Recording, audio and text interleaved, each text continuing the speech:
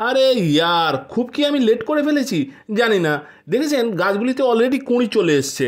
এই গাছগুলির নাম কি বলুন তো? এই গাছগুলির নাম হচ্ছে অ্যালাইসাম। হ্যাঙ্গিংয়ে করতে পারেন, ছোট বাকেটে করতে পারেন, খুব সুন্দর লাগে। আমার মনে হয় দানাগুলো পটিসার পেয়ে খুব ভালো জাতের হয়েছিল, সেই কারণে দানাগুলো একেবারে মিস যায়নি। কি সুন্দর চারা তৈরি হয়েছে। আর লেট না করে এই চারাগুলিকে আজই আমি তুলবো এবং একটা কি দুটো বড় গামলায় আমি বসাবো। তার কারণ একটা দুটো গাছ একসাথে আমি যদি বসিয়ে দিই তাহলে গাছগুলো ঝাড়ে বড় হবে এবং প্রচুর পরিমাণে ফুল হবে এবং দেখতে লাগবে। যারা হ্যাঙ্গিংয়ে গাছ করেন তারা তো এই গাছ অবশ্যই করতে পারেন। খুব সুন্দর ফুল হয়, ছোট ছোট ফুল, কিন্তু এক থোকায় একেবারে ভর্তি হয়ে যায়।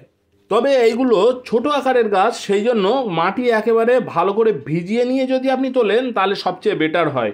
আর এই শোধন করা মাটিতে দেখুন আমি 3টে জায়গায় ভাগে ভাগে আমি বেশ কয়েকটি গাছ আমি একসাথে বসিয়ে দিলাম। বসিয়ে দিয়ে উপর থেকে ভালো করে ভিজিয়ে দিয়ে 2-4 দিন একটু ছায়া জায়গাতে রেখে নেবো।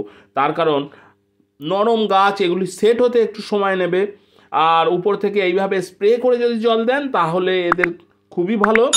আর 2-4 দিন রাখার পরে তারপরে আপনি রোদ্রে আস্তে আস্তে বের করবেন। তাহলে দেখা হচ্ছে অন্য একটি ভিডিওতে। ততক্ষণ পর্যন্ত টাটা।